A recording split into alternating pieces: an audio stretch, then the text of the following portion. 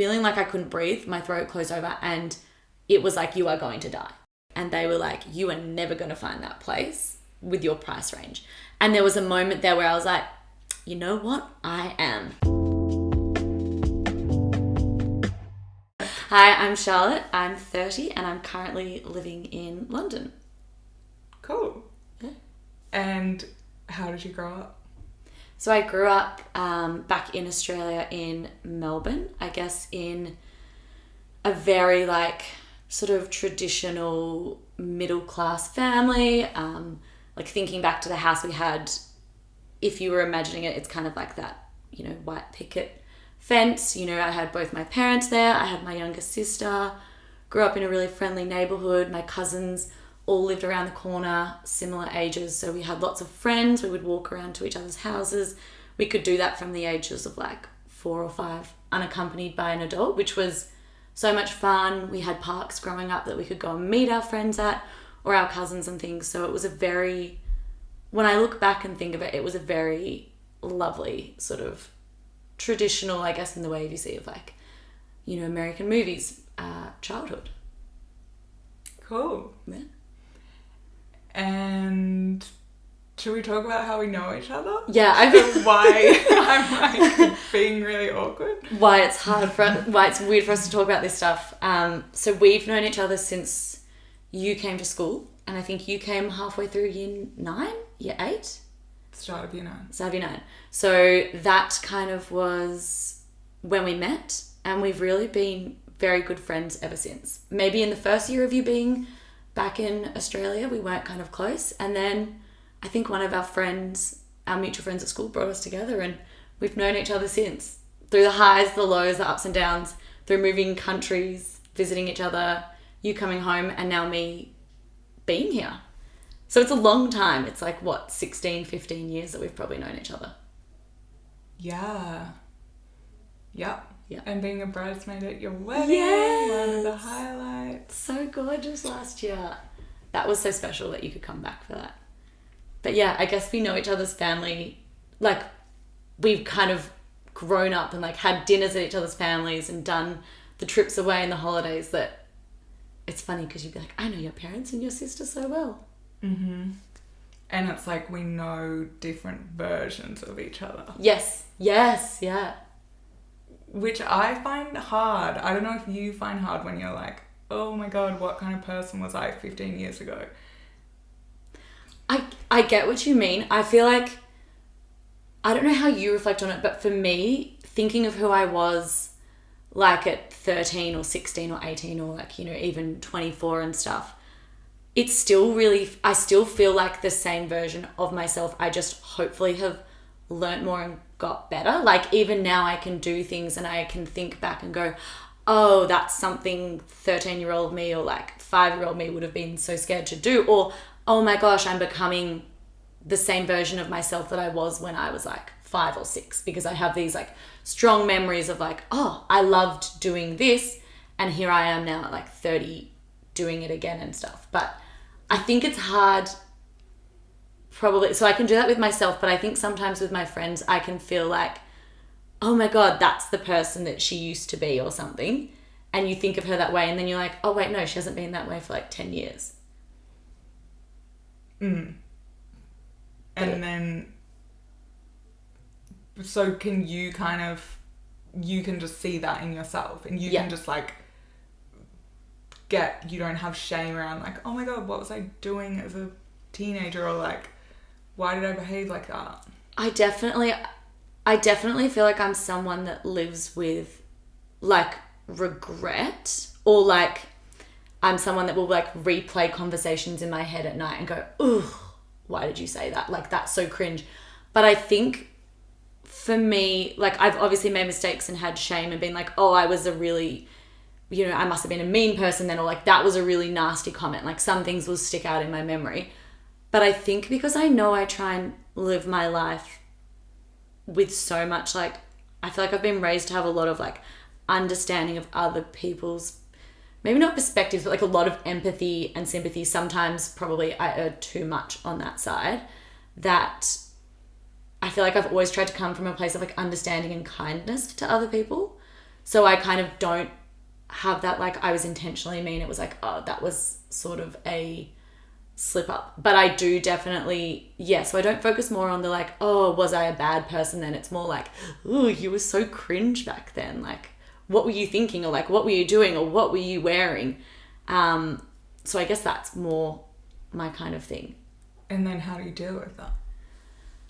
I guess, well, it's a lot of inner work, and I've kind of discovered it probably from the age of like 26 onwards, or kind of gone through this journey of self-awareness and self-healing. I think because around the age of like 24, 25, I just realized I was super unhappy with my life, where I was at. I was dealing with what I can now realize was probably like very high functioning anxiety, like, you know, getting panic attacks at work, but being able to somewhat mask them. You know, people probably like, oh, she's being a bit weird, you know, for the last 2 hours, but knowing that I could kind of mask them and get through it. And so that, I guess, kind of led me to doing more sort of self-discovery. And I think it was actually a book that you recommended to me when I was like 26 or 27. So thinking about this in this conversation, that's quite special. It was Gabby Bernstein's The Universe Has Your Back. Wow. It was, and it like, you just, I think, suggested it to me like offhand, and it literally, it's been like a very pivotal moment. I think I must have been, 26, just 27. And everything from there I can say like really changed. And her book is amazing, but I think what it was for me is it was kind of like the gateway back to my version of like trusting the universe, feeling like someone's kind of looking out for me, realizing that I can kind of take things like my anxiety under my own control. I'm not a victim to it. I'm not, it's not something that I just have to like learn to live with for the rest of my life. I can kind of take, whether I heal it or not, or whether it's something that I do experience on greater or lesser levels at different points in my life, it's something that I can feel like I'm doing to help myself. Like, it just really felt like it empowered me, and it did. It kind of led me back to, I guess, my sort of version of spirituality, which has never really been like conforming to a organized religion, but has kind of been more about, I guess, more in that kind of hippie space of just like, universe and energy and like putting out good things and getting good things back, and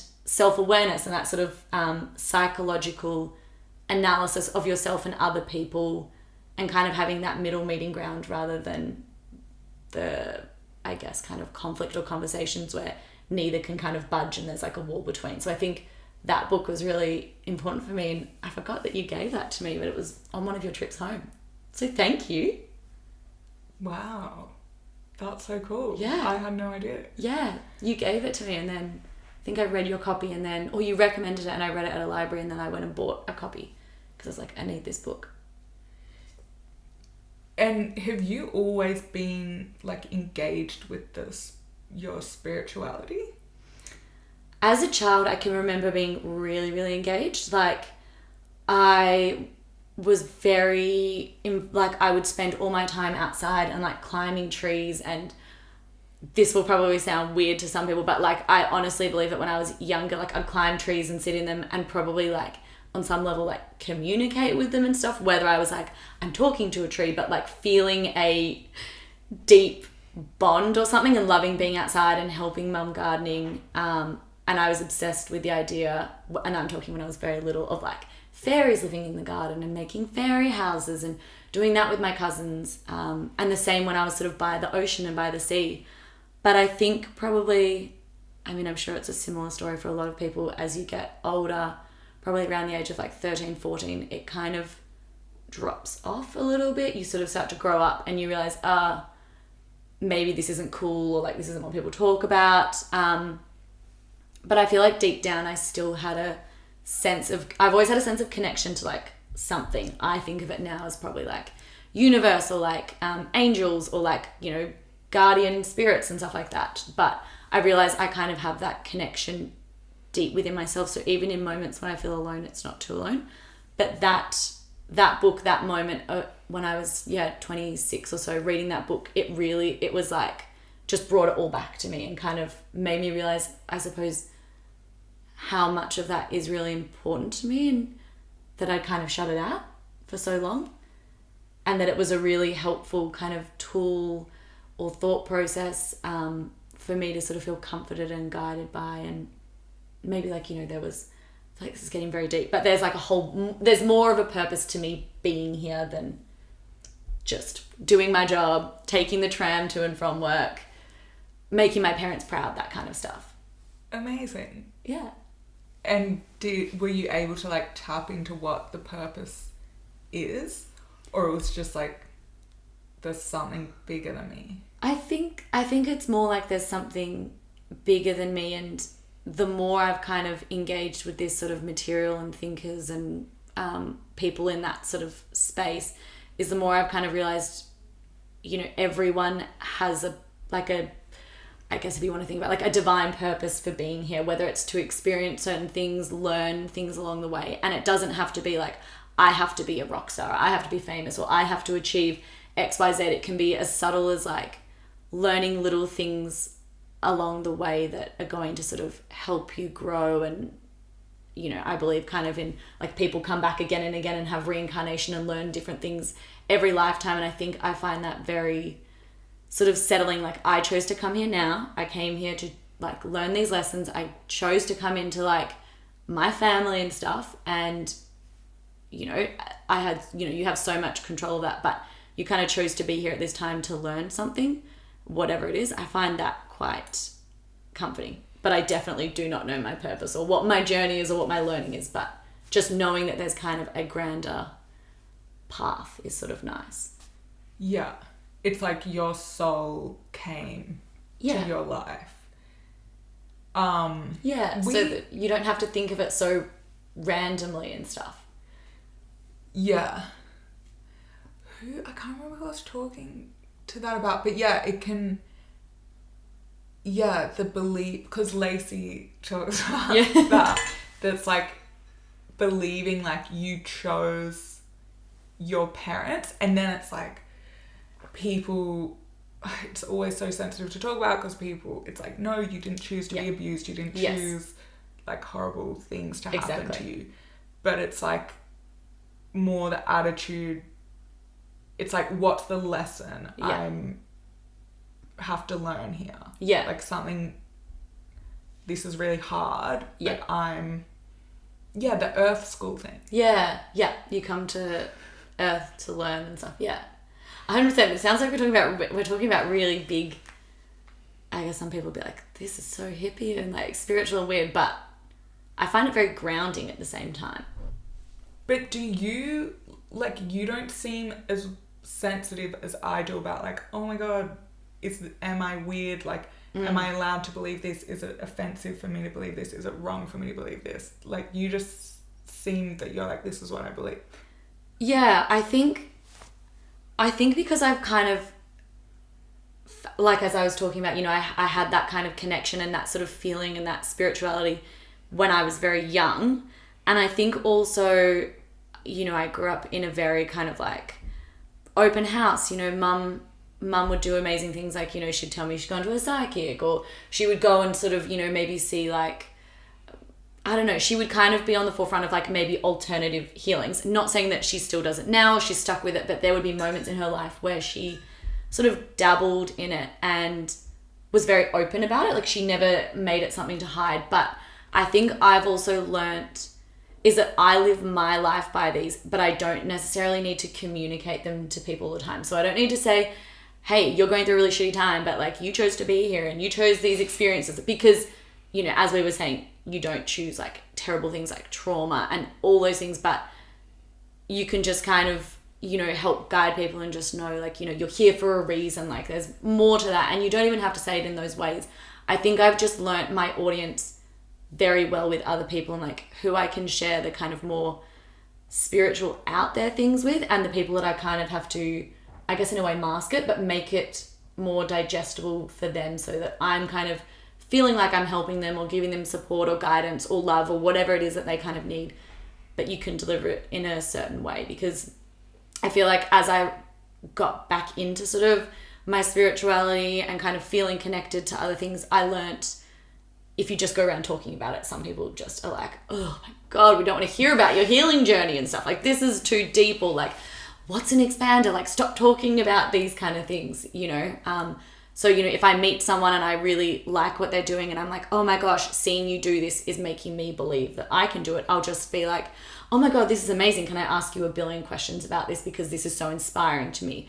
Rather than using the term, which I used to at the start, expander, which is work, you know, which is a term of a workshop and work that we do together because, yeah, people do not necessarily want to hear you talk about something that's been life-changing for you because you can lead a horse to water but you can't force them to drink. So you've got to give it to them in like little terms, and if they are receptive, you're like, here you go, this is what I know, and this is how weird I am, but only if they're really interested in it, I suppose.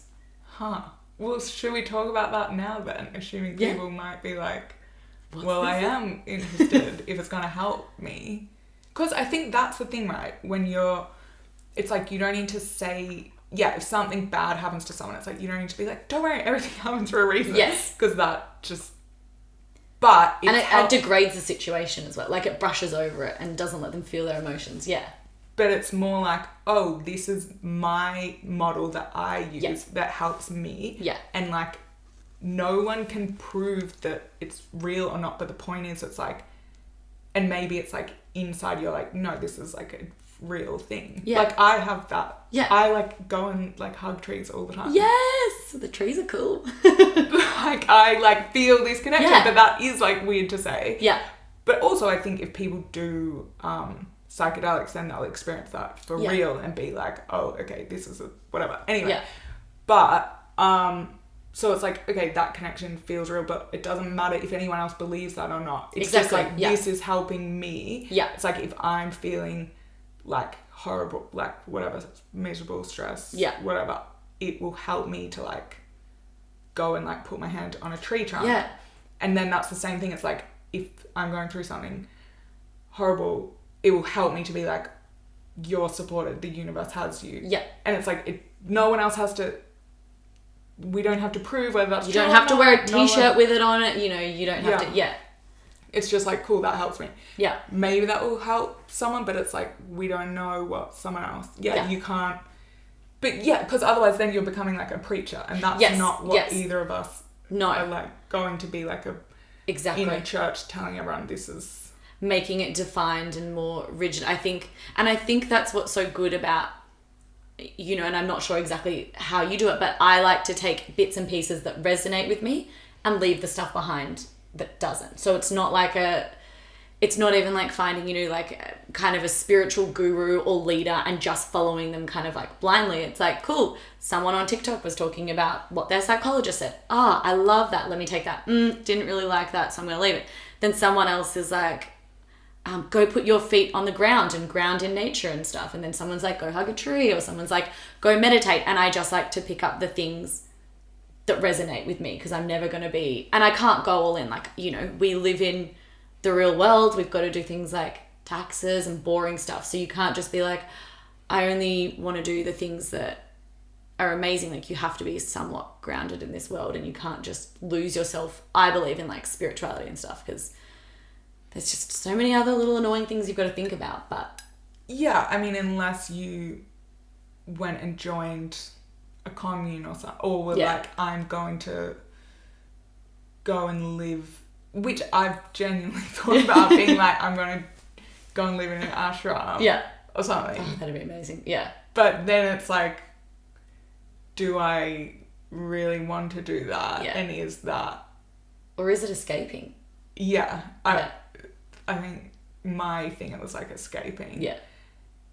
And I think it just took one day in India in this temple that was, there were the most like pretentious, like fake spiritual people there. Yeah. Just, and I was like, oh, I do not want to be one of those people. Yeah. Yeah. Or just the, wrong energy. Anyway. Yeah. No, all the best to those people. Yeah. Not the monks. Yeah. The people visiting. But then also the monks are like little 5-year-old boys. They're just like throwing shit at each other. Oh, really? Oh, that's cute. They're just, super cute little.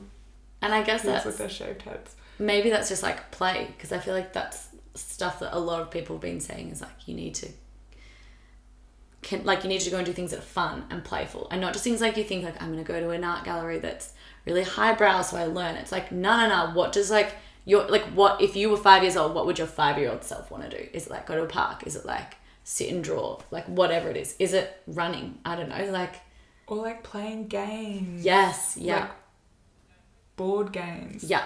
Even like video games, if you want like an hour of that, it's like, that can be a really good fun release.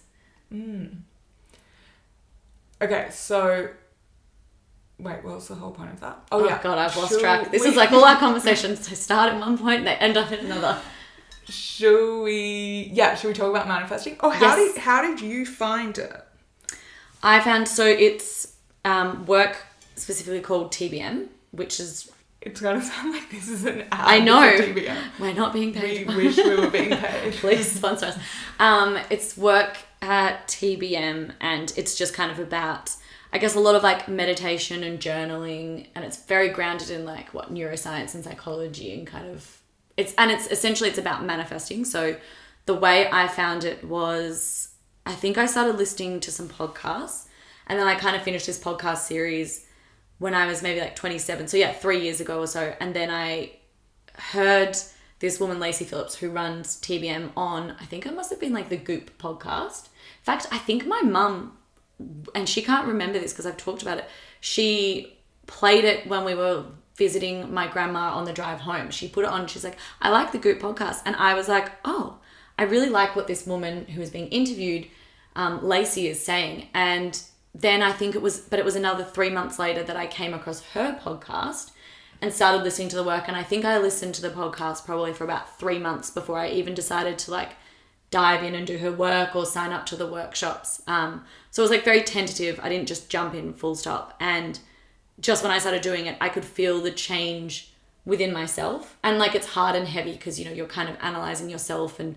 things that you think are, you know, holding you back, or, you know, why you get so ashamed, you know, when you do X, Y, Z, or, you know, you've had something come up in your day and your boss has told you something and it's just been so triggering for you. I loved that you could kind of take that, analyze it, workshop it, take it through, you know, meditations and journaling and just like very grounded practices, and you would feel like you're kind of lessening then the impact of that trigger and stuff, whatever it is. Yeah, and then I think, and that was when I was last living in London in 2019, and I think I kept talking about it to you, and then you decided to jump in along the way. But I don't think it was like I said, Delia, this is the most life-changing thing I've ever done. You've got to do it. Like, I think I kept talking to you about it, but you weren't straight away like, yep, sign me up. Yeah. I think it's interesting because when you were talking, I realized it's like, because it's like, obviously with therapy, you can go through like, oh my, okay, because first it's like people might be like, okay, something bad happens at work. Who has time to like go deeper? Like, why would you do that? But it's like, no, if you're not coping because you're like getting super anxious or like depressed or like something, or like you're just not coping, and then you might, that it's usually like you're forced, like no one just goes into their childhood for fun of like, let's see what happened back there and why. It's not fun, so it's like something happens. For me, it was like, work, everything falling apart, becoming depressed, relationship breakdowns that made it was like, I can't, and then repeat it. I think it's when it's patterned. So it's like, okay, a one-off breakup or something, but it's like, oh God, this is happening again. It's like, what's the pattern? So it's like you're forced to go deeper. But then I think I was probably in the thing that's like, it's like, that's like therapy. And then when I started doing therapy, it was like, oh my God, I just get to talk about my problems for an hour. This is amazing. But then I became, it's like, wow, there's something wrong with me. Like, I'm depressed, like, and I need help. And it feels good to be like, I'm a victim. Like, I need this, or something. Like, you can get a bit addicted to like that, or I did at least. But the kind of reliance or the... Yeah, and I think I transferred like my dependence on boyfriends to like onto the therapist. And the therapist. It was like, this is, because I was like, I need you, like I can't survive. The only reason I have to see you every week, like you are the one thing that tethers me to like my weeks together and holds it together. And apparently that's really common. Like there are really high functioning people who it's like they see the therapist 3 times a week, and it's like, this is so unhealthy. Yeah. But it's like, they're both dependent on each other or something. Yeah. It can be like a vicious cycle. Yeah. But then so manifesting is like, hang on, I want this in my life. Like, I want this new job, or I want a relationship, or I want a house or something, like the house with like XYZ, you know, with a pool in the backyard, or a white picket fence out the front, whatever it is. Yeah. I guess. Yeah, I think. Yeah. So, and then it's like, okay, why can't I get that? And then that's what I liked. Yeah. So then it's combining. It's like, okay, the reason you're going to uncover this shit that happened to you that makes you believe like there's not enough money to go around, or like some people are evil, or I'm not worthy of love. Yeah. Deep down. Or only some. Yeah. All these things. It's like, then you go to unblock that. Yes. So that you can move forward in your life. Exactly. And so then you don't get trapped in the same cycle that you've been, or patterning that you've been repeating and stuff. Yeah. And you don't get trapped in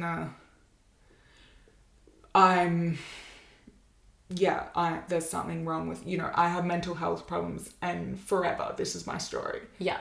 It's like, helps you be like, I don't know. And I think, when I started doing the work, it was like, I want X, Y, Z, I want, more money, or I want the job, or I want to be married, or I want whatever it was. I would write it down, or like, for me, it used to be like, I want a pair of jeans, or like, I want gold earrings and stuff.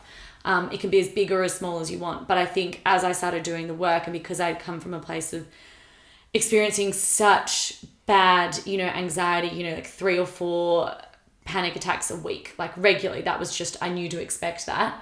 When I started doing it and I realized, oh my gosh, my anxiety is getting a bit less. And it didn't magically happen and change overnight, but just feeling like, rather than getting the stuff I want, because you can manifest the stuff you want, but it's more like the most amazing thing. And I don't know if you find this, but it's like, oh my gosh, I'm not trapped by my guilt, my shame, or for me, like, by my anxiety, whatever it was kind of like related to, which for me, I think was like being too demanding as a child and stuff like that. So, and it kind of comes for everyone from like different ways, but I think having the power to kind of do essentially like a lot of therapy work on yourself, by yourself, when you're ready as well, and kind of doing it in a relaxed meditative state. And it isn't easy, but I guess it's the same as like talk therapy and, seeing psychologists. That's not always easy, because that can get to, really deep root traumas or triggers, or like,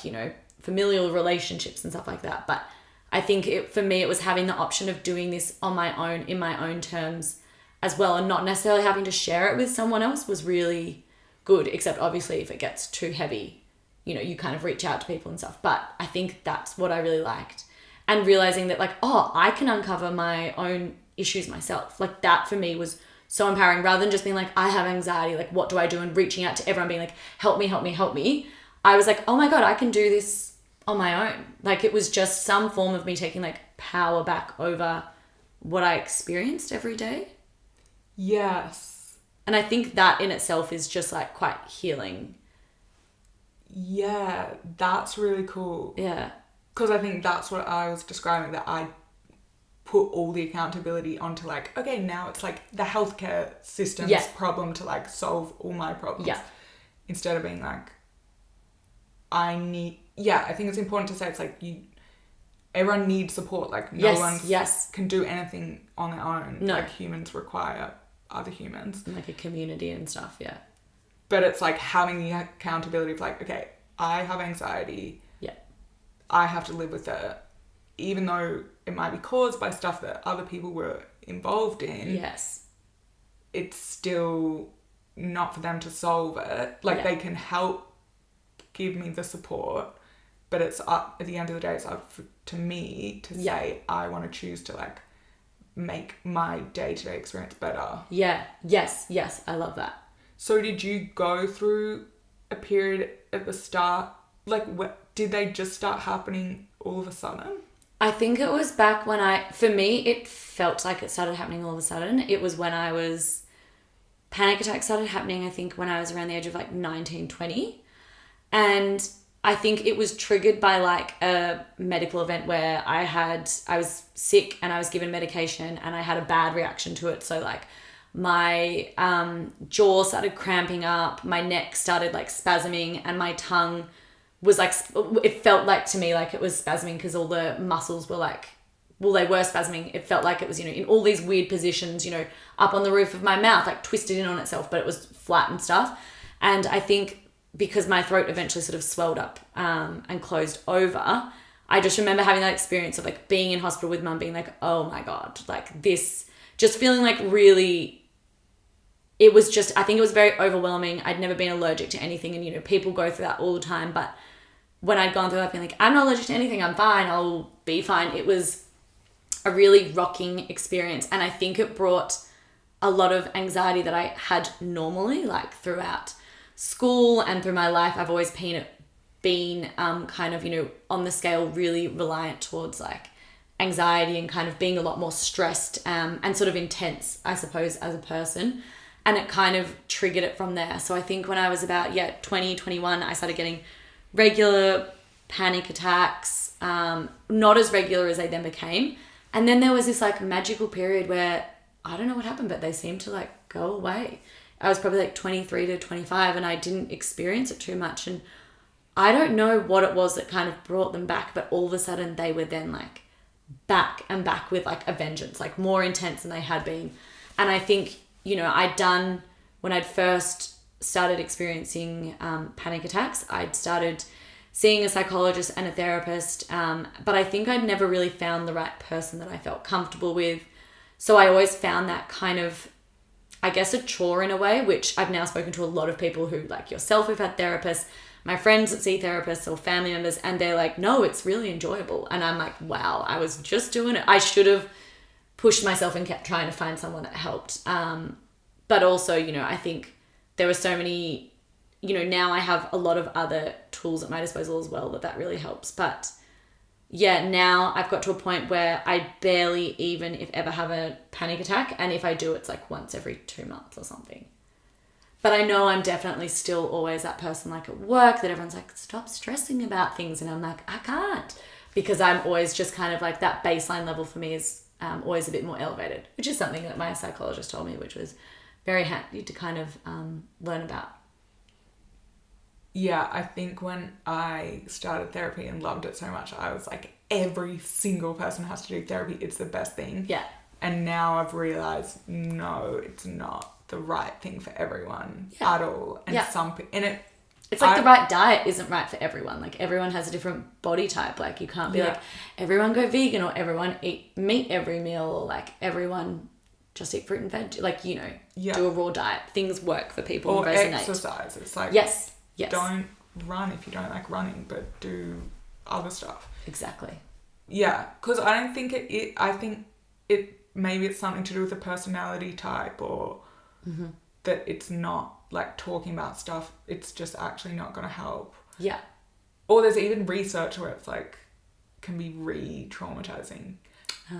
Or there's this funny thing they talk about in going to like some community that's very like not in the West, and it's more like everyone dances and claps and sings together. That's how you're happy. And then so if you're not happy, it's like, well, why did you stop? That's another thing. It's like, when did you stop dancing? Yeah. But it's like, okay, why are these like people, doctors from the West, coming and taking someone who's sad and putting them in a room with no windows and getting them to talk about all the bad stuff? Yeah. It's like, isn't that just going to make it worse? I've never thought about it like that. Yeah. So I feel like it's like, it's an outlet, and it's like a good outlet for some people. Yes. Like obviously me, because it's just like, I get to talk about I get to like give you everything in my head. But it's not. But then it's also like, it's really expensive and hard, It's like, and then the trap of, it's like, do I want to become dependent on this, or can I what other tools are there? And because there are lots of tools. And then exactly. And I feel like that's what life is, I mean, like whether you're doing it at your job, but you build up like, you know, in your career or something, you might build up like a whole set of tools of like, oh, when this happens, I can go and like Google this, or like I know that I can fall back on my knowledge, or like this person. And I feel like that's also with life. And if you're interested in kind of healing or like that self-analysis, is that like I like the idea that, you know, you can try everything that you want to that feels like it is right, but you can kind of pick them up at the time it's right for you and then put it down. Like you don't need to be like, just because I had one amazing like experience or healing, like I have to do this for the rest of my life. It's like things sometimes come in and out, and the more tools that you have and the more things you realize, I like that, I don't like that, the more like supported you're going to feel, because, you know, because, you know, like with life, you kind of go up and down. And when you're in one of those moments where you're down, or for me, it might be where I'm really anxious or I'm questioning everything, or feeling really sad and, you know, homesick, it's like, okay, great. I know I can go and book in a session with my acupuncturist or my kinesiologist, or maybe I want to go and do a breathwork class. Like people have been talking about doing breathwork. And so, but you know, if you do breathwork once and you don't like it, it's like, cool, there's no commitment. You kind of can leave it and you go, yeah, that's not for me, because I don't know, it doesn't resonate. Do you ever feel like, oh, like this is so expensive, like why do I have to spend my money on this? Yes, I think I definitely go through it. But I think there was like a year or two ago where like I like to set an intention for the year. And I think for me that it might have been like 2021, I was like, health, it's going to be health. Like I feel like I'm someone that neglects my health a lot. Like I just run myself right to the end of like burnout and stuff. And just like, I was like, physically, I was like, you know, things have happened where I was like, oh, I just can tell I'm not like happy in my body. And like my body's telling me it's in distress with like eczema and all these kind of things. And so I think then I kind of learnt to invest in health more. I still have issues with it, definitely, because you kind of, it's not like shopping where you go and spend, say, you know, $300 and you're like, cool, I've got this top now and I can wear it X amount of times and, you know, calculate cost per wear and stuff. It's kind of, it's like a more hidden sort of thing. And I do have moments of it, but I have to now go, no, you are so happy to go out and spend stupid amounts of money on dinner and drinks and like socializing, which is fine because you love it. But if you're willing to spend, you know, $300 on that, why aren't you booking into acupuncture classes or something like that, or sessions? So I have to keep bringing myself back to that. But I try to look at other people that are really like, we've got a friend and she's so good and she's like, you know, and like even I feel like my sister's got really good at it. She's like investing in herself and she's like, no, I'm doing this because it's important for me. You know, like I'm doing this. And I'm like, wow, yeah, I should. Like I'm earning money. I don't need to be worried about it. I'm not going to overspend, you know, until I get to $0. Like I know that that's not the person I am. So I need to learn. But I feel like, do you find it hard? Well, I think I go into the victim thing of like, why do I have to spend my time and money on this when like, yeah, you know, like, and I really need to get over that, because I think it's like, okay, we all dealt hands in life. This is how I was thinking about it. It's like, okay, and I've been dealt some like very good cards that I'm really fortunate for, and then I've been dealt like a bad card. Yeah. Which is like, you know, being depressed, or like the genetic disposition to that, and whatever events that have meant that that's happened, and then, you know, like a bad experience in a work environment and whatever. And then it's like, ugh. And then I think because there are things there that it's like, oh, insurance, you know, it's like, oh, insurance covers stuff, or like the government covers some stuff, but then it can become like, but then I think it's like, okay, well, I don't know, I have a weird thing, because I even had a thing of, I don't know, I have stuff to sort out, because I even have like, oh, I feel bad using the NHS because I earn money and I should just pay for private, but then it will, and like I don't want to take resources from someone else, even though it's like we pay for the NHS as immigrants, or whatever. But then I think it's about choosing like, okay, there's this standard of care is provided. Yeah. And yeah, unfortunately, it's like the waiting list for some of this stuff are like super long. And maybe, yeah, I can be like, well, I have the opportunity to pay for better care. But then also there are other stuff, yeah, like breath work or what, that I'm like reading about and it's like, wow, the science, and that doesn't have to cost money. You can do it yourself. Yeah. But then I'm sure there's like lots of free YouTube videos and all that kind of stuff. Yeah. So I guess it's more like, okay, meditation, you can do that for free, but also like I want to buy a meditation app. Yeah. Or like therapy, you can do that for free, but you can also pay for it. Yeah. I don't know. I get entirely what you mean. But I feel like yours, you need to feel like you're not taking resources. Like putting your health first doesn't necessarily mean you're taking away from someone else, which can be hard. Yeah, I don't know how this is like into a therapy session for me.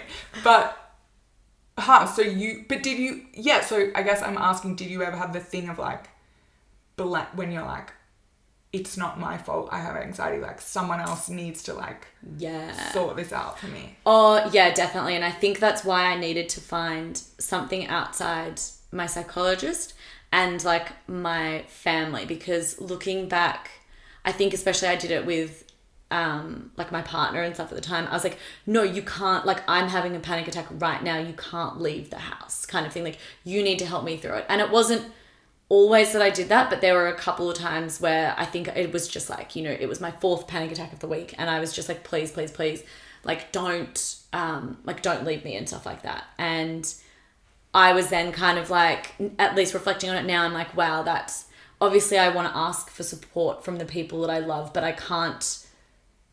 I remember doing that and being like, I'm controlling someone with this in a way.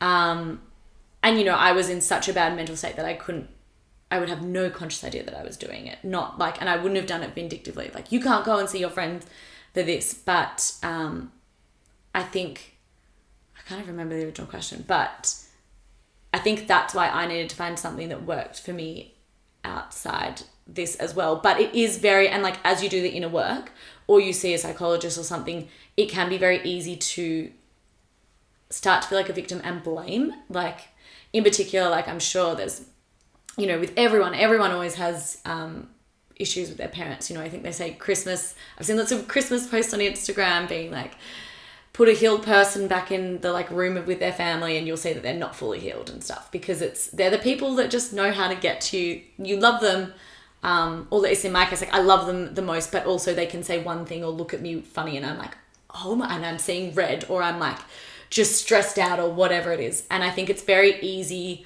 as you know, see a therapist and they can point out things about family dynamics, or for me, when I go through meditation and relive what is my perceived like childhood trauma, and it's probably, you know, my truth could be very different from my sister's or my mum's or my dad's, because everyone interprets events through such a like emotional lens that it will look different for everyone. Like this experience right now for both of us probably feels entirely different, so we'll remember it really differently. And it's so easy to want to be like, you did this and it has like screwed me up for life, or this is why I have my panic attacks. But I think just as it's very easy, and I'm sure I've definitely had conversations like that with my parents where I probably very unfairly blame them. I'm like, yeah, well, you never talked to me like this, or like, you always did this. But as I've done more of the work for longer, for like 3 years and stuff, I realize I keep saying the work, as I keep continuously wanting to like better myself and understand myself more. It's probably better than saying the work. The more I've just kind of realized, and as I got older and I started thinking about kids, it's like, oh my gosh, my parents were just trying to do their best job. Like they did not set out to like, at least my parents in particular didn't set out to do this. They're dealing with their own shit. Like if I was handed a kid tomorrow, I would be like, oh my gosh, I know I'm going to do X, Y, Z, or, you know, I will impart on them some of my own trauma or familial trauma or whatever has been passed down by generations. So I think that stopped me from blaming them. The more I see them as less of parents and more as humans, which is a very hard thing, I think, for a child to do, to not see them as like superhuman or you needed to provide me with everything. It was like, oh my God, they were doing their best job. And they were going through, like I am, like they were going through their own stuff. I'm just probably trying to shield us from it. And everyone will make mistakes. So I think that has now stopped me. But like when I meditate or I journal or I talk to someone, I'm like, yeah, they are like that, or they do this. It's very hard to pull yourself away, but I like to allow myself to like feel anger and then feel a bit of grief and then feel some sadness of being like, oh my gosh, you know, I felt like this and, you know, no one acknowledged it or something. I think that's the way I kind of get through it and not blame. Mm-hmm. And just know like, yeah, it might have happened, but cool, I've discovered it and now I can work on like reintegrating myself and, you know, kind of making sure I don't, you know, feel that way if someone at work or if anger say something that triggers that, like I can deal with it so much better. And that at the end of the day, I think is what I always, helps me get through that blame, is being like, well, I can fix it. Like, yeah, it's happened to me, but like I can now fix it and reintegrate myself and make myself the best version I can possibly be. That's amazing. Is it? Yes. I don't know if I always think that in the moment. Need to have this attitude. You can just text me and we'll go through it.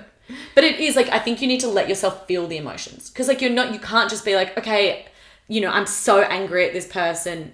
But I think you should let yourself feel that anger and stuff. Like it's probably a part of like healing and stuff is like, that was unfair.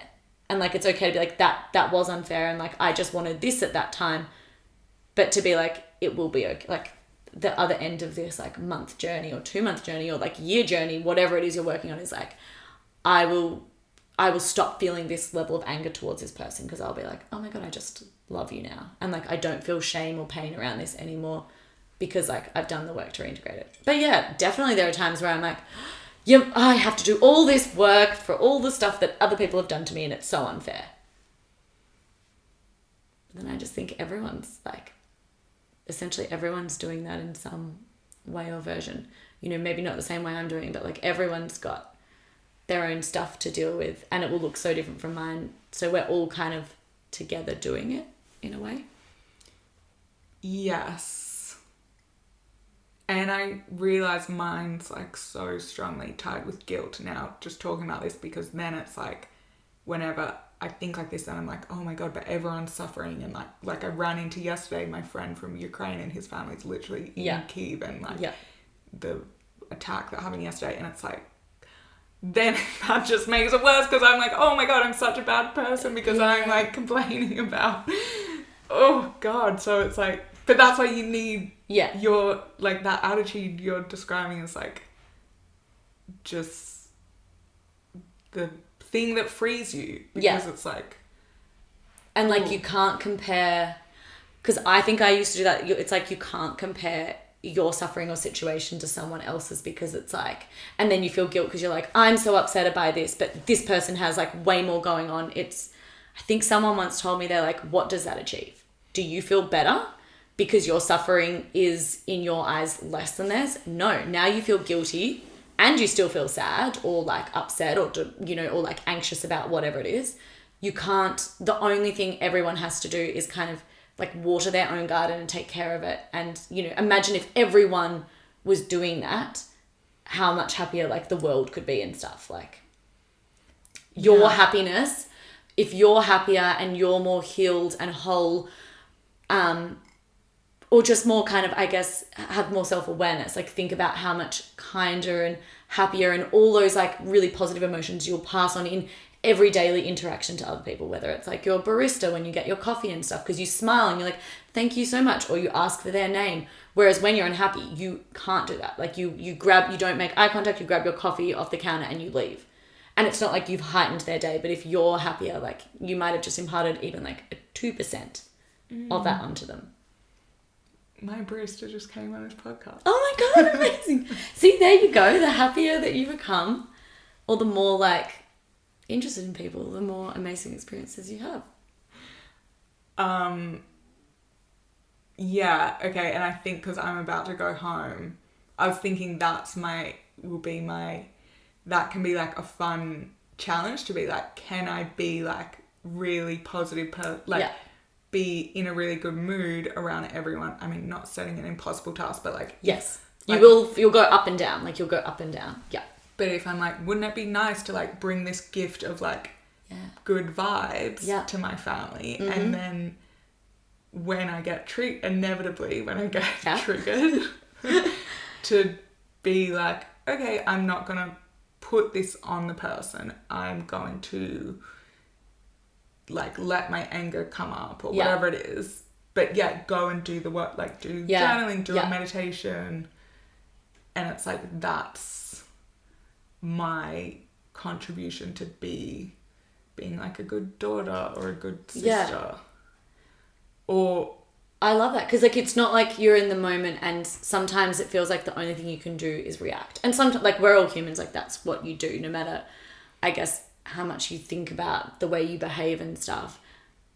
But I think that's what we're talking about with like, you know, feeling kind of empowered, is you're like, okay, I am so triggered right now, and I just want to blame them for like saying this to me or looking at me this way or like saying an offhanded comment. But you're like, instead you're like, okay, I'm so annoyed, and you can be like, I need a moment to myself, like please leave me alone for the next hour or something. Like, I'm just going to my room, I'm gonna do some meditation. Or you don't even have to tell them, you can just be like, all right, I'm just gonna have some time by myself. And then you can go and kind of dig into it and be like, oh, it's not really that I'm angry at, it's like this or something.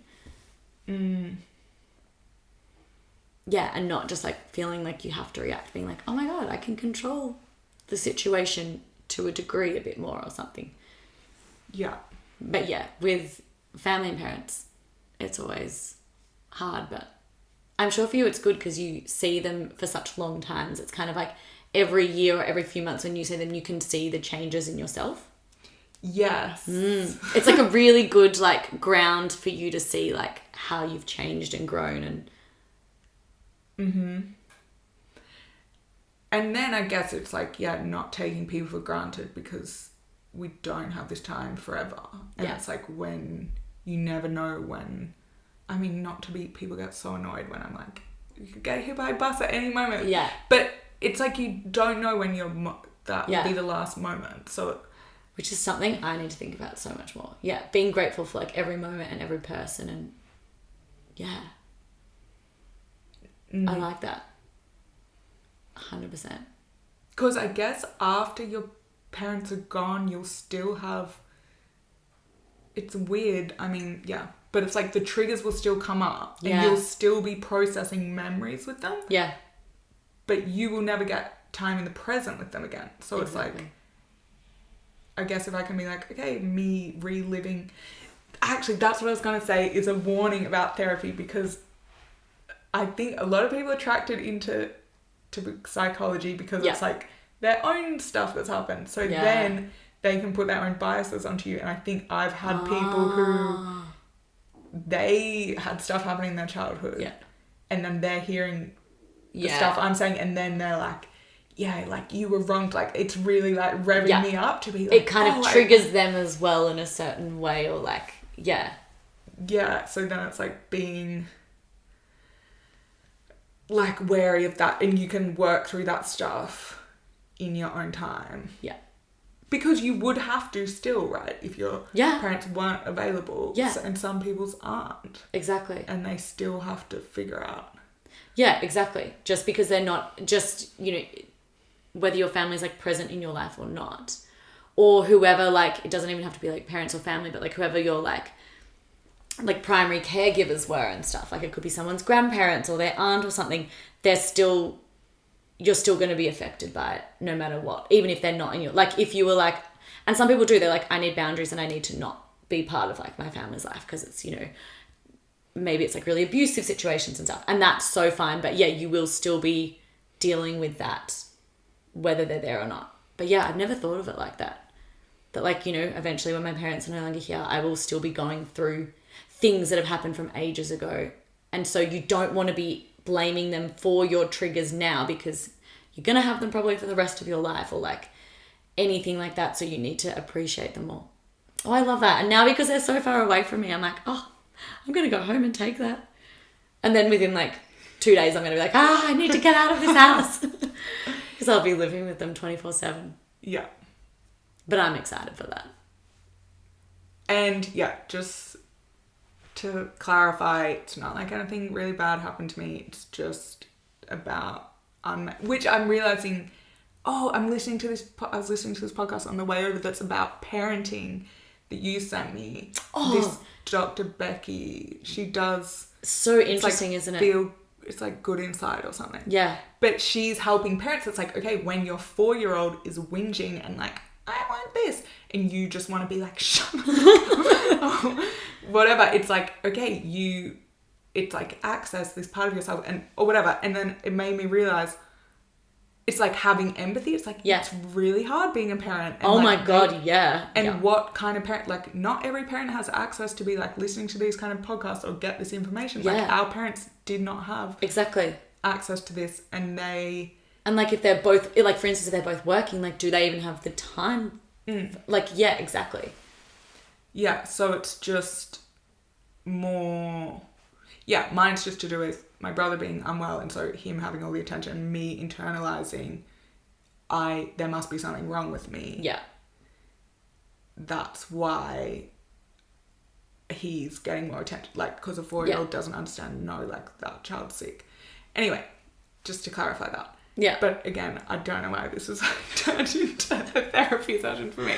But this is like so many of our conversations we both share, which is, I like it. It's very authentic to us. Yes. Can I just ask about your panic attacks? How would they, because I've had 2 before, and they're like very random specific things. So, but I can't really imagine how would it be like to have them happen regularly? It was like, and I mean, even now, it's like it's almost like something starts building up in my body and I know I'm going to have one. It's like, and I don't know if that for me, like the knowing, oh my God, I'm going to have one. And then I would get fearful of being like, oh my God, it's about to hit. So I think it was kind of like my body, like it wasn't so much like a disassociation, but it was just like, I did not feel like I was present in my body and at home. And it was like, all my attention went to like my head, and I was just kind of like a million miles, like so many thoughts. And then it became this fear of a panic attack is going to happen. When, like, how am I going to manage it? How am I going to mask it from other people? Because for me at the time, what made it worse was if it was in public going, everyone is going to know and everyone is going to look at me. And then that would kind of build up, and then it would feel like I couldn't breathe. And for me, it wasn't so much like the classic, like I can't get enough air into my lungs. It was like, it felt like my throat had closed over, and like there was like a huge lump in my throat. And so like, even though I was like, okay, you're swallowing or like you're still breathing, it would be like, what have I eaten in the last hour or 2 hours? What was new? Am I on any medication? Like, what's new that I've introduced in the last 2 hours that's giving me this? And my rational mind would go somewhere like down the back of my brain, and it would be like, you're not having an allergic reaction. Like, you're not experiencing this. But I think it would take me back to the time when I was in hospital, and that feeling, it felt exactly the same. Like when my throat closed over, and, you know, sometimes I'd get cramps in my neck. So my body would literally go back into what happened when you had that medication you had a bad reaction to and you ended up in hospital and your throat closed over. I would feel the exact same symptoms. Not always exactly the same. Like sometimes, you know, I would get weird sensations in my tongue and then it would feel like my throat closed over. Sometimes it was in my neck. But it always involved me feeling like I couldn't breathe, my throat closed over, and it was like, you are going to die. Like that's, I don't know what it is, but that's what my body would take me to. It was like, you are going to die. And if you turn to someone and you say, I think I've eaten something and I'm having like an anaphylactic reaction, and you know, like deep down I was like, but I know this is a panic attack, I will then be so embarrassed when people know it was a panic attack and they will look at me differently and they will see me differently. And whether that was with friends when I was out for dinner, whether that was at work, whether that was even with family. Like with family, it was a little bit easier to say, but there were a lot of times where I'd be sitting probably with my family or in the family house and I would be experiencing one and I'd be like, just got to keep it to yourself. But it was in particular, it then became this fear of like people at work will find out and I will be they will look at me differently, or they'll think I'm crazy because I think that I'm experiencing something that's not there. And I think all of those things combined kind of would make it happen. But it was definitely like there would be a building of like my anxiety would just be higher. And then it was almost like once the anxiety or the panic attack was over, it's almost like you kind of black out during the experience and you can't remember like what you were kind of doing during that time. Like I know I would be at work and I'd be like clicking away and like typing something somewhat normal, but it was like I just escaped into the back of my brain and I had no idea what was kind of happening. Like it would probably could last like, 20 minutes of panic attack, but it would feel like 2 when I looked back on it that day, because it's like, oh, everything's just kind of mushed into one. Wow. So you would stay at your desk? Yeah.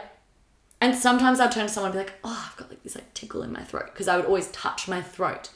Or I'd be like, oh, I've got a really bad headache, to kind of be like, this is like why I can't kind of like talk or communicate properly, or, I'm kind of being very introverted. I think there were times at work when it first started up again and I would be like, oh, I'm feeling really unwell, can I please go home, to like my manager? And they'd be like, yeah, of course, because it was a much more sort of casual and flexible office job. We were just paid by the hour when we came in. And I did that. But then I remember, I think I must have done it like the 3rd time, and she's like, are you okay? And I was like, oh my God. Alarm bells went off. I was like, she's picking up on something. Next time it happens, you can't leave. But yeah, most of the time I could somehow I'd go to the bathroom, sit there for like 2 minutes, come back out, get a glass of water, go for a walk around the office or something. Or sometimes I'd go for a walk around the block. Like I knew I had to remove myself because it was about to happen. Wow.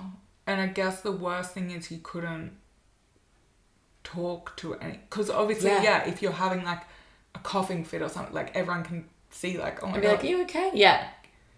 Yeah, but you're like, I can't. Yeah. And it feels like, now looking back and explaining this, it feels like I almost deliberately isolated people from that. And I found even now, like the way I can talk about it here is like the more people I have ever opened up to and been like, yeah, I had anxiety, and yeah, I went to my doctor and, they prescribed this and this, or like, I went, through the Australian healthcare system and I went and had therapy. The more and more people that open up and go, oh my God, like the same for me, like this is my psychologist, she's really good, do you want me to refer you on, or like give me like I'll give you her name. Or then people being like, oh yeah, I'm on like mood stabilizers or something like that. And the scarier it was, I think, because so much of my anxiety was about people finding out I had anxiety, but the more I was vulnerable, the more people would be vulnerable back with me and share their experiences, and the more I'd be like, oh my God, I'm not alone. Like there were probably 10 people in that office going through their own kind of like anxiety or depression or some kind of like emotional upheaval, but because I didn't talk to them about it, why would they talk to me about it? So it takes like that one person to kind of open up, if you feel safe and like, you feel like you can handle it yourself, if someone's like, oh, okay, it's a bit weird or something. Not that I think anyone would do that, but that was my fear. You kind of have these like, I don't know, you find out so much more from other people and you realize, oh my God, I'm not alone in this. I don't know if you find that, like the more vulnerable you are with other, I guess that kind of relates to like Brené Brown.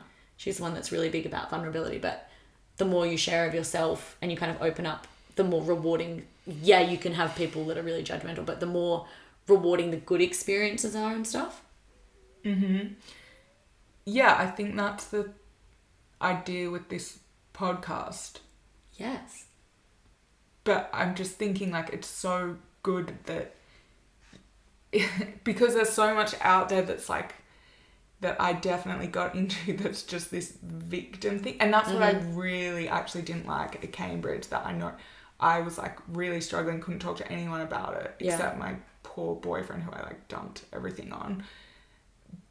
But there was so much lip service about mental health, and people would be like, haha, like I'm going to say I have anxiety, so like I get an extension. Yeah. And all this like, oh my God, the professors are horrible and we all have mental health issues, and like this real thing that wasn't like, how can we, like, this is really, like, how can we move forward? How can we help each other? It was just like, this, and I feel like there's a lot of that maybe in the culture that's like, life's unfair and that I definitely got into, that was like, I'm a victim. And then, but that's why it's amazing that how you're talking about, and how like everyone who comes on here, because it just wouldn't feel good for you to come on here and be like, my life's so hard and everyone needs to help me, and by the way, here's my bank details, like please send me money because you need to pay for my but I feel like there's a lot of that in the world that I'm really sensitive to. Yeah.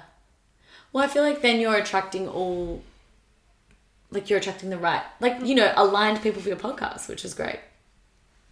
Yeah. Because it's so good. I think, people sharing vulnerable stories. And you being vulnerable on here as well, like showing up week after week. Like, I think that's very brave. I was so nervous to do this. I was telling you that before when you were setting up. I was like, I'm so nervous. Yeah, but I'm like, it's just chill. Yeah. Now it's chill. Now I'm like, it's just like one of our conversations. Yeah. Although I feel like I'm talking more. Like, normally there's an equal divide of us talking in our conversations, and now I'm like, I'm taking up 80% of the words. Yeah, this but you're nuts. Meant to be. I'm taking up too much.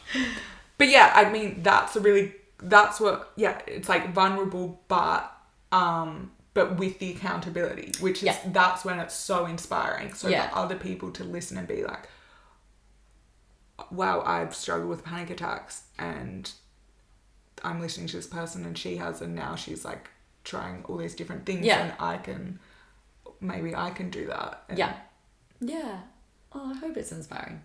But yeah, also I haven't it's not like I've cured myself. I'm a fully perfect healed human being. It's like, no, so much further from it. But I'm just happier, and I'm happier being me, which I don't think and I think it's something that I'll work through probably for the rest of my life, is learning how to be super comfortable being me, because that's not necessarily the skin I've always been my true authentic self. I've not always been comfortable expressing her. I've kind of, we've talked about it, a lot of people pleasing, which is a codependency thing. But I think every day, and I'm not perfect, I don't meditate every day. Sometimes I'm like, oh my God, I've got to go and do some work on myself. Or oh my God, I'm so upset and triggered by an experience that happened to me at work, or whatever my husband said or something. But, and it's not always I get to do the work. It's ugh, I've got to do it. But I just know that every day I like to think of it as every day I show up for myself, the happier I kind of become. And it's not rainbows and sunshine and happiness all the time. I will still have an anxiety attack, but I'm oh my gosh, they're so much shorter. Or I reflect and I'm because when they happen, I can be oh my gosh, I'm getting them back again, kind of thing. I'm never going to be free of this. But then I'm think about how you were 4 years ago. They are just eons apart. It feels like there's been 20 years of development of myself during that time. And it doesn't happen overnight, but the more I show up for myself, the more I do the work, the more I discover what I do and don't love, the better version I become of myself, mostly for me, but then how much better my relationships with other people are. The people I care about in my life, how much better my relationship is with my mum or my sister or my dad or my friends or my colleagues, whatever it is. And are you able to have more compassion for yourself and less shame now if it happens? Yeah, definitely. And I think that has been my kind of journey this year, is that if I had a setback, I used to take it so personally, and I was one of those people that would beat myself up about it. So whether that's I said yes to going to an event that at the time I was oh, I don't want to do this. No, I'm sorry, I don't want to go to, I don't know, a movie or a sporting match. I want to have time to myself, or no, I want to go to an art gallery instead. And I would know at the time that I was saying it, I'd be yes, I want to do it. And then the event would come around, I'd do it, and I'd be so angry at myself for saying yes, because I'm it's just you're people pleasing, you're doing this. Whereas now when I do that, and I can recognize when I do it, I'm no, you're not getting angry at yourself. What is this doing? You haven't learned from it in the past. It's okay, cool. I've learned I don't like doing this.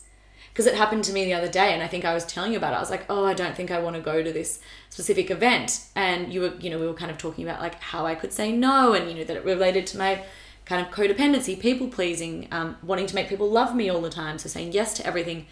And I went, and it happened, and the experience was exactly what I expected. I didn't hate it, but I was also I didn't have fun, and I was this money could have been better put towards something else. But I specifically was like, on the tube ride home, I was like, no, you're not going to be mean to yourself. You knew this was going to be bad, so guess what? You can trust yourself more. Like, take this, like, the good that came out of it is like, you can trust your gut feelings or your instincts, or when you're in the moment and something feels a bit like yucky or like a no for you, just say no more.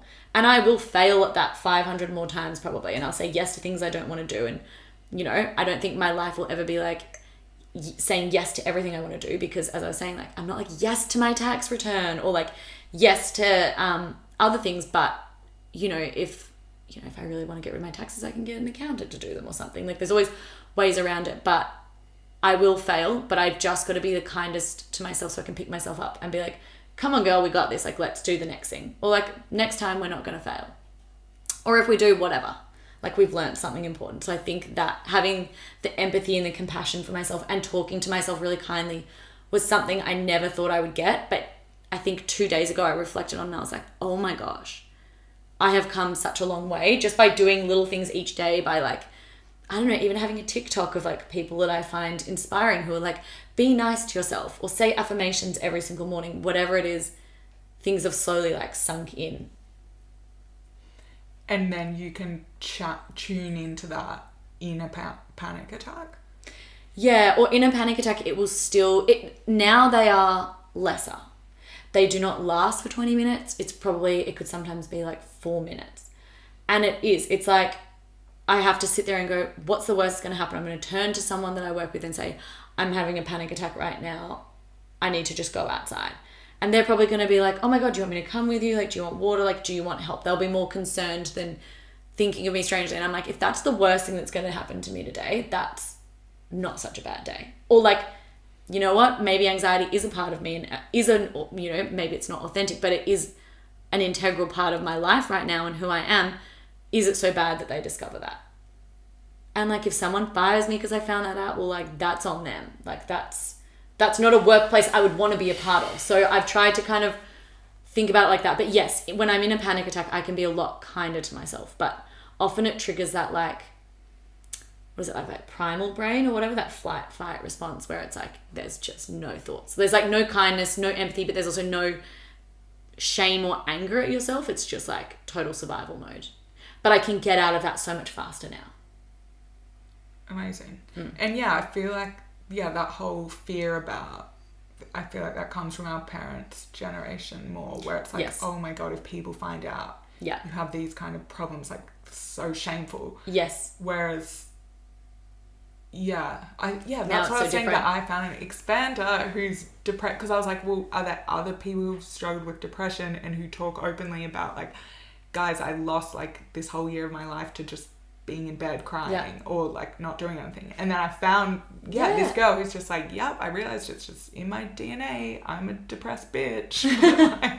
but it's not just like, it's the awareness and the like the vulnerability, but then the accountability, like cool, that's like a weakness, or that's something I'm working with, in the same way that if someone gets eczema all the time, or I don't know, like has some physical thing, like they always get a cold, I don't know, they have asthma, it's like, it's not like, oh my God, how shameful, but they're also not like beating themselves up, or like, it's just like, oh, okay, damn, this is really annoying thing that I live with, but can I like do things to like make sure I'm healthy? Can I modify my exercise? Can I go and get a cream for it? Like, exactly, anything. I think it's definitely a hangover of our parents' generation. But I think that's why I find, doing all the stuff that we kind of both engage in and do, because the more I do it, the less shame I have around being me and myself, which means the less anxiety I have, because I think so much of my anxiety was just tied to people seeing me for who I really was and rejecting me or not loving me. And that for me would trigger kind of like, and so that's why when I was having a panic attack, it was almost more stressful someone finding out about it, because then they had the chance to reject me for being anxious, which, I know that none of my friends would ever do, but you just kind of can't. It's hard to get out of those like little patterns and loops. But doing it, continuing on with like everything, and working on yourself and the self-awareness, that helps you kind of be less ashamed of it every single day and stuff. Yeah. And because I think that is that thing that people can be like, well, is this real? Like a physical thing, it's like there's physical evidence. But something else, it's like, well, is anxiety real? Or like, is depression real? And then it's like, well, yeah, that person's ended their life. Or like, yeah, that person's literally had a breakdown and now they're overdosed or whatever. Or and so it's like, oh, these things are real. Yeah. So, and like, so maybe, yeah. And I think and because they are not hidden, because you can see them, but like it is so internalized and felt so intensely by each person, unless you've kind of experienced something like that, it can probably be very hard to empathize or like connect with it in another person. But yeah, I feel like our generation is becoming so self-aware that it's so different for us, which is great. Yeah. And yeah, having it with the attitude of great, and now how can I still like go and get what I want? Yeah. Which is the manifesting. Yes. Okay. Wait, one more question on manifesting. Did you start with just like, oh, this is fun, I'm gonna be like, can I get this like cool thing to come into my life that just some random, like a pair of jeans that like doesn't really, and then it turned into like, whoa, now I'm going way deeper, and it's 100%. I wish I'd kept my first like manifesting list. I'm not one for keeping journals and stuff. Don't know why. I just like not carrying them around with me. And I think I'm kind of getting a visual back to it, but I think it was like a white knitted jumper, and it was like blue jeans. And then there were things like, you know, I want a job in XYZ and getting paid this amount. But they were much smaller picture stuff to start off with. And then it was like quickly as I went on through doing the work, especially during like the pandemic and COVID, and when we were all kind of locked away, and it was like, I don't really care about getting a white fluffy jumper because I'm not even going outside anymore, or you know, whatever it was then that I was like, oh my gosh, no, I'm healing. And I think mostly like my relationship with myself. Like it wasn't even, and I think for me, that's probably the most empowering thing is it's maybe healing things that have been imparted on from me from like families and grandparents and, you know, things passed down, but it's the most amazing thing hasn't been the stuff to come out of it, because stuff does. And it's not like I've manifested anything huge, like a house yet and stuff. Or like a, you know, really, really high paying job. But I've manifested things like a job where I'm quite happy and I'm not too stressed, and, you know, I'm challenged and I'm surrounded by good people. And so I have got things out of it. But I think the best thing that I've realized, and the thing that keeps me coming back, is not the stuff that I can get out of it, it's the relationship with myself. And just how improved it was, because I think for so long I was living with so much shame around who I just was as a person, for just naturally, you know, who I kind of, my predispositions and the things I like, or the way I can kind of talk too much or overshare. I would hate those things about myself. And now I'm kind of like, nah, they're you and you're meant to be. And I guess it kind of relates back to like, we're here for a purpose and we're here as ourselves for a reason. Nah, you came here to be this person.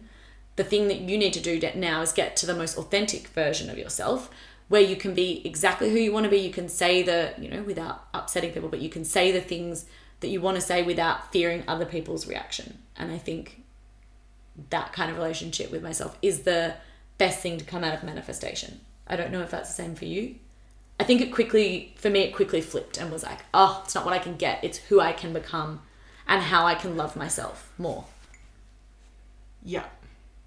Well, yeah, because I still have this thing I need to work through that I'm like, it's wrong to get stuff. Things. But that's a whole let me be your expander for material stuff. I freaking love material. I love homewares, I love clothes, I love it all. Yeah.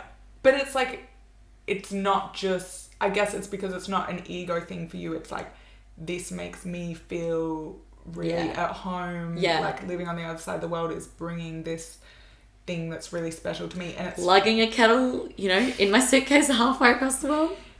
Yeah, and it's not like to impress, like it's like, I don't know anything about kettles. Yeah. Like, Well, I don't know if you're trying to impress others. No, I mean, I'm sure I probably come over and say, look at how pretty my kettle is. Look at it. It's so beautiful. But yeah, it's not so people are like, oh my God, you know who this designer is and stuff. It's like, I fill it up every single day and I'm like, God, you're beautiful.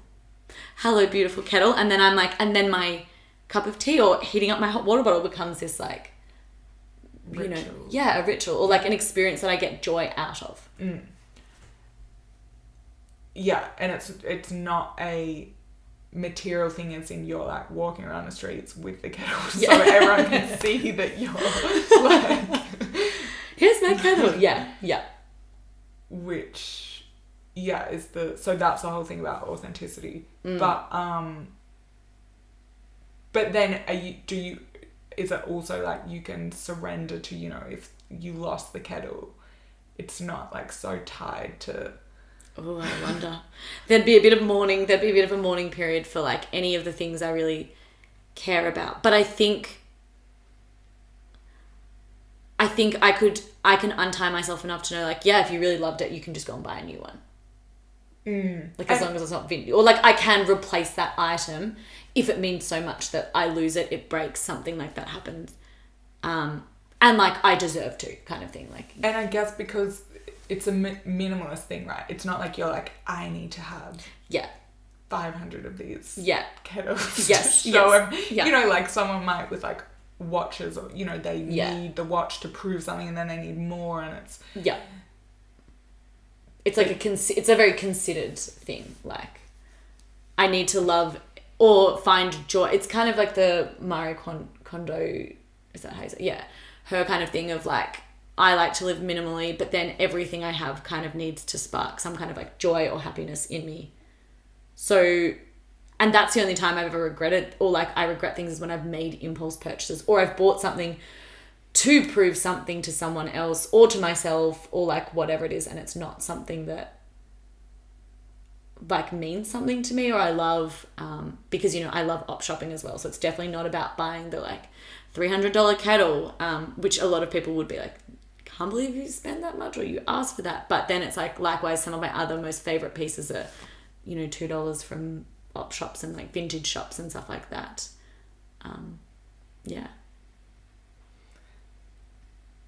So can you give an example of something like that you manifested? Ooh, okay. I'm trying to think. Well, I feel like I manifested my original engagement ring that my husband gave to me. I literally drew it on my manifestation list. I was like, a chunky gold ring with like a diamond set in it in like a star or a sun shape. And that's because, yes, I had seen one like that, but I wrote that down and then, hey presto, it kind of came into my life and stuff. And like I probably had more control because I was like, this is what I like and stuff. But still, like there was obviously direction from me, but it came in. I'm trying to think of anything else. Oh, I definitely got my white knitted jumper, like half price at Country Road. I don't know how many Australian listeners you have, but it's just like a big kind of well-known store there. And I got that like half price, like one of the last ones in my size. And I think my mum was even with me and she's like, oh, I want to buy it for you. So it was like even better than I expected. Yeah. So like I essentially got like because I think I was coming over to London or leaving and she was like, you will need a really big jumper. I was going back. So definitely things like that have happened. So it came into your life. Yeah. And it was free. Like, yes, obviously someone had to pay for it. It's not just like a white jumper magically appeared at my doorstep, but it was like, oh, cool. And the point is that you know, because people can be like, oh, coincidence, blah, blah, blah. But it goes back to like, this is the model that I'm choosing to view the world. Yeah. So you're like, I believe the universe is like looking out for me. And this is a little gift from the universe. And now it's like strengthened my faith. And then for bigger things, when you're like a job or something, a move overseas or whatever, you can have, oh yeah, you manifested this place you're living in. Yeah, true. Really actually, this was my biggest manifestation there, and it was such a hard one. The apartment we're in right now. Yeah, that's crazy, because they were like, it was such a difficult time in London. There's like nothing available on the market. Yeah. And I remember like there were people saying when we were like, okay, this is our price range, like this is what we want to pay for rent. I specifically remember having a conversation with a group of girls. It was the last time Angus and I were living in London, And I remember having this conversation and they were like, you know, we were living in a share house. I was really unhappy. I didn't want to be in a share house. I just wanted to be in my own space because that was really important to me. It wasn't the people that we were living with. It was just not having my own space. And we were looking and I felt so tested and so like triggered. Nothing was right. I had a whole list of everything that I wanted in an apartment, down to things like, you know, wooden floors, windows near nature, good views, all that kind of stuff. And I remember talking to some girls from school that we all caught up with, and they were like, you are never going to find that place with your price range. And there was a moment there where I was like, you know what? I am. And I was like, okay, I've got this. Like, it will happen. We then found the place and we ended up moving back to Australia with the pandemic, but we came back just recently and the place was still ours. Like, we reached out, it was easy. It still had everything we wanted on our list. And it just felt, and that, those kind of moments where like we'd seen a place 2.5 years ago, and like, why in your mind would you logically be like, oh my God, it's being held for us? But I was like, I just had this like feeling of like, let's reach out and see if it's still available.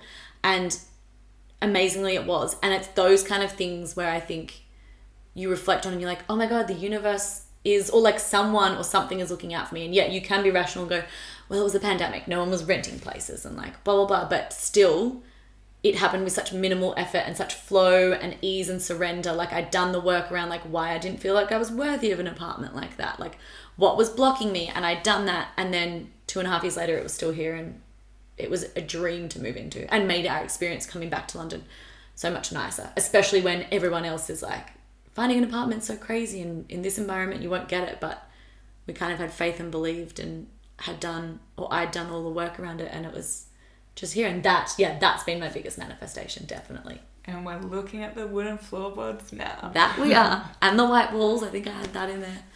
And we're near the, you know, water and stuff. Yep, little walks along the canal. Yeah. Yeah, and I guess people can... Yeah, I mean, who cares? Now I think I need to get to the point where it's like, okay, who cares? People think this is stupid. Fine, don't do it. But exactly. If you want to find a way, because that's what I think it is. It's actually feeling better. It's not about like where you're living or what, you know, because life is always, challenges are always coming up. Yes. Job situations, relationships, blah, blah, blah. But it's about knowing like, okay, if I'm like, something's really difficult, there's this model that I can use where I can say, okay, this is what I want to be different, and then I can do the work, and then when that thing comes through, I can feel like, yeah, I am supported. And it kind of like seeing the things that have happened kind of build up your trust in the process as well. So it is hard when you first come into it to believe it, like this stuff will happen, but the more you do it, the more you're like, oh my gosh, and I can see it all from this viewpoint now. And other people, maybe they just don't need that in their life, and they're probably not listening to this. We probably lost them a long time ago, which is so fine, because things find you at the right time, or they don't. Like, you know, you can kind of attract in what you need at the time, or whatever tools will help you and support you.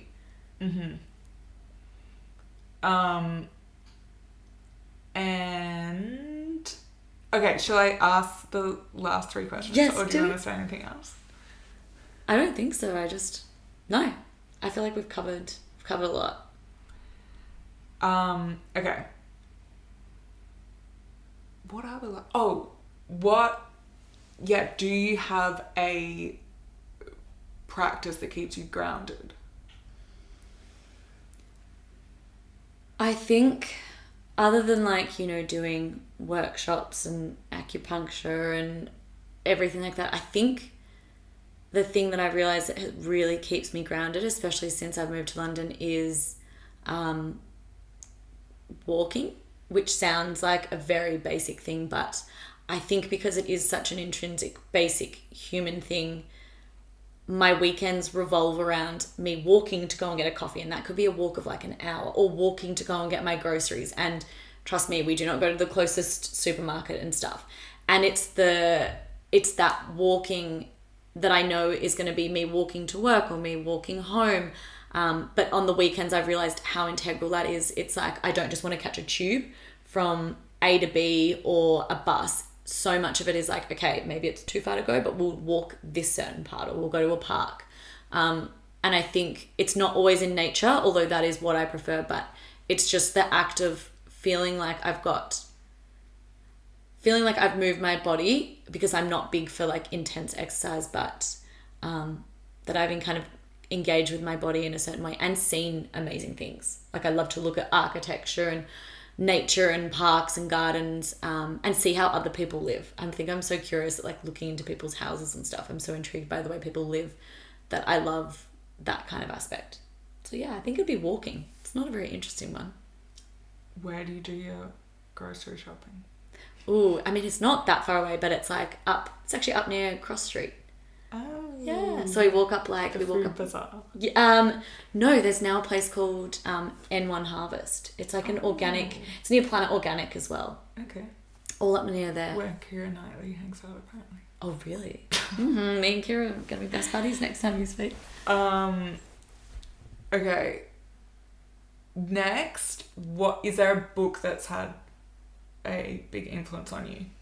Is it the one you mentioned? I think it would have to be that one. I mean, I know I've read other very inspiring books from there, but I think, yeah, Gabby Bernstein's, and it's the only book of hers that I've read, The Universe Has Your Back, that's had the most profound impact, because it kind of steered me off a certain path and back onto like one that I feel was more aligned to me.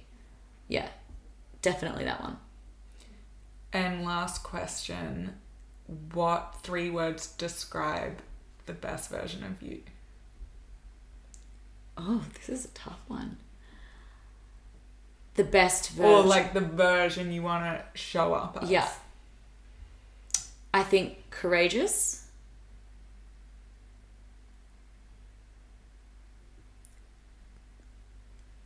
Creative. So yeah, courageous, creative. And I think it would have to be authentic. I mean, I know that's kind of a key one, but that's something I've struggled with. So yeah, authentic. Awesome. Yay. And now I've got to go for dinner. Yay, dinner. I actually can't wait. Thank you. Thanks for having me. It was so fun.